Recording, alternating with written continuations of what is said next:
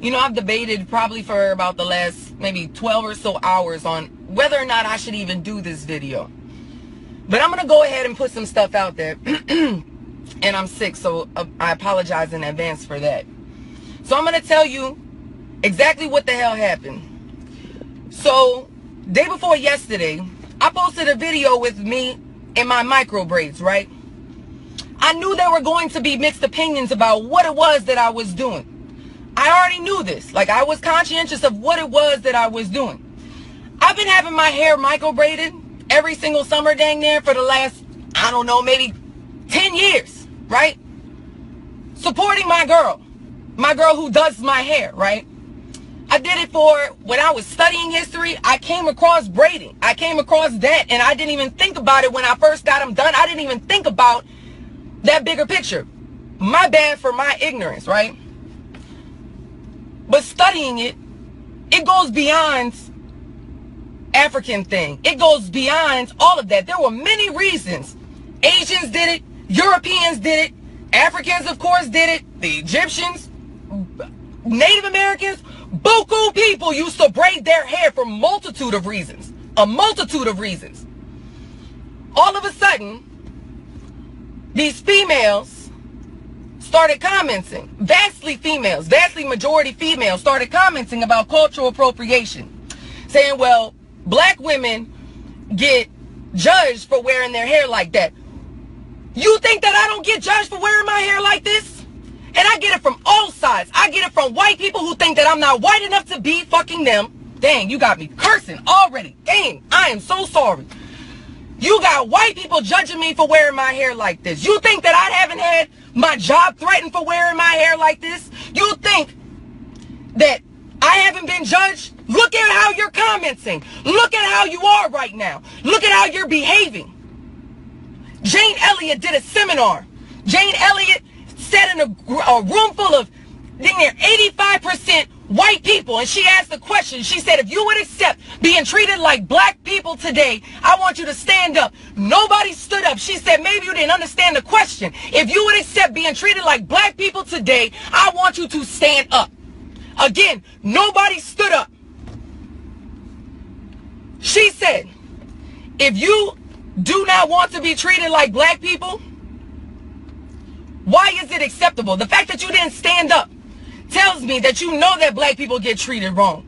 And the fact of the matter is, you know that black people get treated wrong, which is why you didn't stand up. So the fact that you recognize that black people are treated differently and it's not good enough for you, then that means it shouldn't be good enough for anybody else.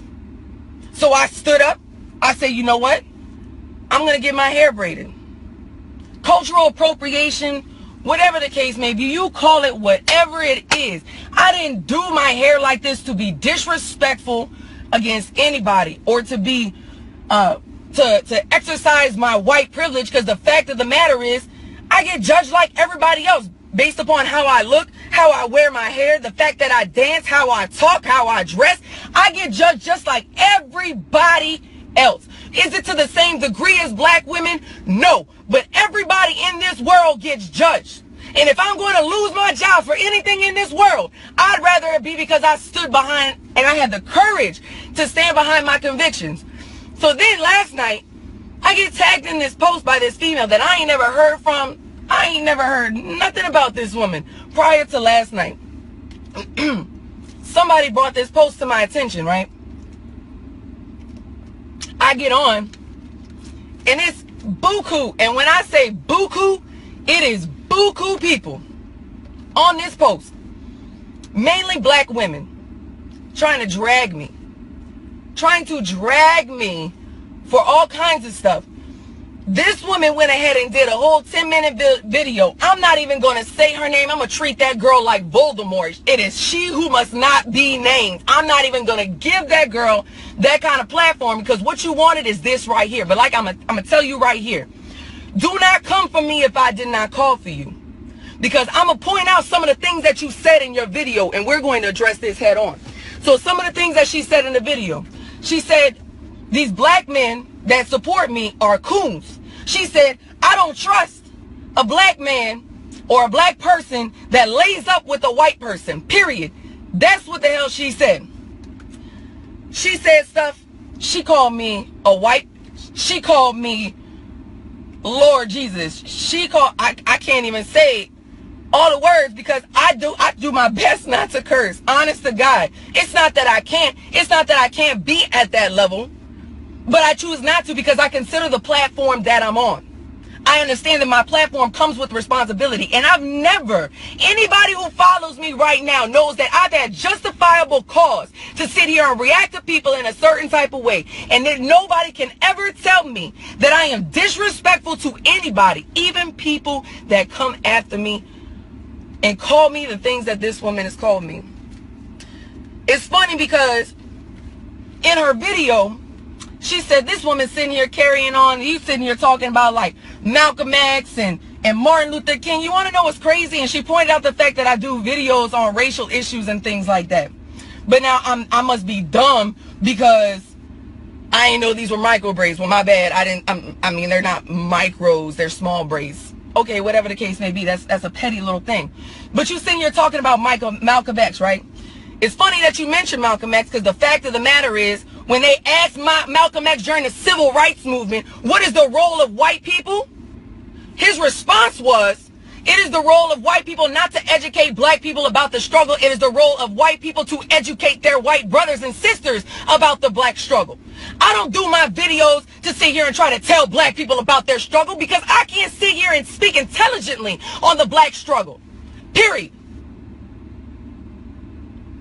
I do what the hell I do for a multitude of reasons because this is what my conscience dictates to be the right thing. You said things that I couldn't even like I'm watching this video and the video was just full of so much hate. But you want to sit here and you want both things. You want the injustices to stop. You want equality. You want things to be good. But then at the same point, you want white people to be quiet about it. You want white people to not say nothing about it. I got news for you. I'm not going to sit back quietly because you said things to the level of what do I do for me? This is all about me. What I do on social media is about me. Please tell me, somebody, show me where I receive a damn penny from Facebook or YouTube for what the hell I do. Anybody? No. Please tell me what I get from this. Fame, notoriety, being rich, being Facebook famous is like being rich in Monopoly. It means not a goddamn thing. It means not nothing to me. I did this because my conscience dictates it dictated it was the right thing to do. Because I sit here and I teach. I don't teach one white child. One white child. Out of all the students on my roster, I don't see one white child in my classroom. And it kills me that I am trying to teach these little boys and girls that they can be anything that they want to be. But when they step outside of my room, they're faced with things that I'm never going to have to face. They're faced with things that my son and my daughter are never going to have to face. And I spoke out about it. But you care more about how I deliver a message or what I look like whenever I deliver a message because that is more important to you. So if I'm going to be a white, you go ahead and you call me whatever the hell you want to call me. But I'm telling you right now, do not come for me because I did not call for you. I need to stay in my lane. No, honey. We need to be in the same lane together. Because I got news for you. Not one movement towards racial equality throughout the history of our country has ever been achieved without alliances. And it's just so crazy. It is absolutely insane how people sit here and they talk about white and black. Do you even know where the whiteness came from? Do you even understand that whiteness was something that was created? It wasn't something that has always been. The elites and the rich in this country are the ones that created whiteness because they didn't want my ancestors, the Irish indentured servants. They didn't want us and black people, you guys, in order to unite because then they would lose the power. And it's the same thing that's going on right here. And here you are while we sit here fighting, while we're bickering amongst each other over petty stuff. That's exactly what they want. And the only people that are winning is them. Period. Whiteness was something that was created, because the last thing that they wanted was for them to get us to unite on the same side. It's funny too. She said, Rubia saying things that I've been said, and then you turn around and say that I do this for me. I'm trying to understand, what does it matter who said it? I don't steal nothing from nobody. Point out one thing that I've stolen from you. I haven't taken a damn thing from you. But I've culturally appropriated and I've taken your hairstyle. I'm from New Orleans, Louisiana. This is the cultural melting pot of the South. It's where I get my swag, as my students call it. It's where my personality. And the fact of the matter is, the culture down here is what made me and what turned me into who I am today. And I am not going to apologize to not a damn soul for being who the hell I am. If you don't like it, you can miss me with the bull. You can go ahead and swerve to the left, because I genuinely do not care. Cry me a river, build a bridge, walk over it, burn it down, swim back. I do not care. I don't care. I don't. The people who follow me, they know my heart. And they know where I stand on certain things. They know that I see the struggle that my students are going through, and it kills me. What have I done for people? That's what somebody in the comments asked me questions. And I read it. But there's no reason why I'm going to sit here and jump on a thread, because nobody's sitting there having an intellectual conversation. Nobody wants to sit here and have an open dialogue. Nobody wants to work towards anything, because everybody's just ganging up on anybody that has an opinion that is different than their own. It's one of the things that actually kills me about my page, because some of you guys jump to my defense thinking that you're doing me a favor because somebody said something negative about me, and then you attack them for it as if that's what I stand for, as if that's what I represent. I don't need blind followers. I don't mind people sitting here and disagreeing with whatever it is that I have to say, as long as we show a modicum of respect to everybody. But nothing in that post, nothing in that thread was productive. Everything that was being said in that thread was white. She likes the BBD. She wants the black. She wants this. No matter how many black you get, it doesn't even. Yeah, that's the only thing that was going up and down in that damn thread. And to sit here and say that I do this, it's all about me, but yeah, you sit here and turn around and say something to the effect of, well, I say the same thing, but I don't get 1 million views. Really? But it's all about me, right? Okay. All right. I don't do my videos to educate black people, because like I said, I can't. I do my videos so that people can see. More importantly, there are millions of white people that feel the exact same way that I do about racial injustices and the things that are going on in this country, but they don't speak out about it. And you want to know why? Because of stuff like this. That's why. Luckily, I'm cut from a different cloth, and I don't give a damn, because you could come at me anyway from Sunday, and it's still not going to stop me from saying what the hell I got to say. So you want to drag me? Baby, do what you do. You don't scare me. Somebody, like I was saying, somebody in the comments asked a few questions. They said, would you risk your life or your livelihood for a black person? You think my job doesn't know about my videos? I've been fired twice behind what it is that I stand for. But if I'm going to lose my job for anything, I swear to God, I would rather lose my job standing up for what the hell I believe in than to lose my job for nothing.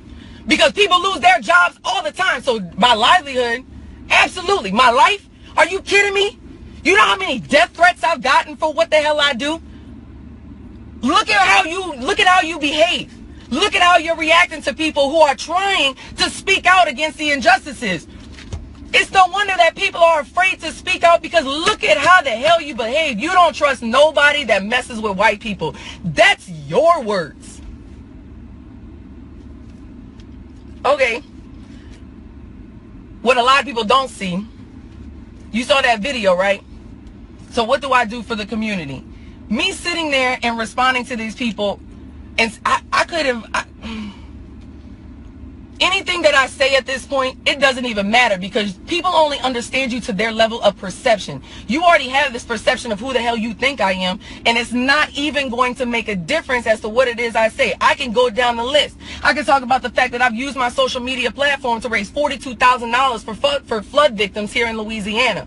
I didn't make no money off of that. I didn't benefit none of that. But it doesn't matter, because you only see what the hell you want to see. I can sit here and say that I raised thousands of dollars for the kids inside of my classrooms to buy uniforms and belts and shoes and socks and pens and pencils and all kinds of stuff for my classroom for these kids, because these kids come to my room with nothing. They come to my classroom with nothing. But you ain't going to see all of that. I can sit here and I can talk about the fact that that video and this hair that you judging so much, you only saw, oh my God, it's summertime, let me get my braids, but you neglected everything else in that post. More importantly, you neglected the fact that I used my platform to shout out my homegirl in a locally owned black business. You ain't gonna see all that though.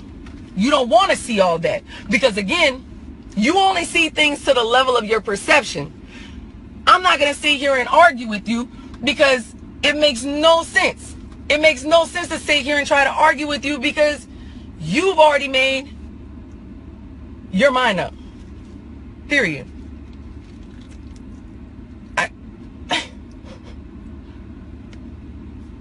It's crazy.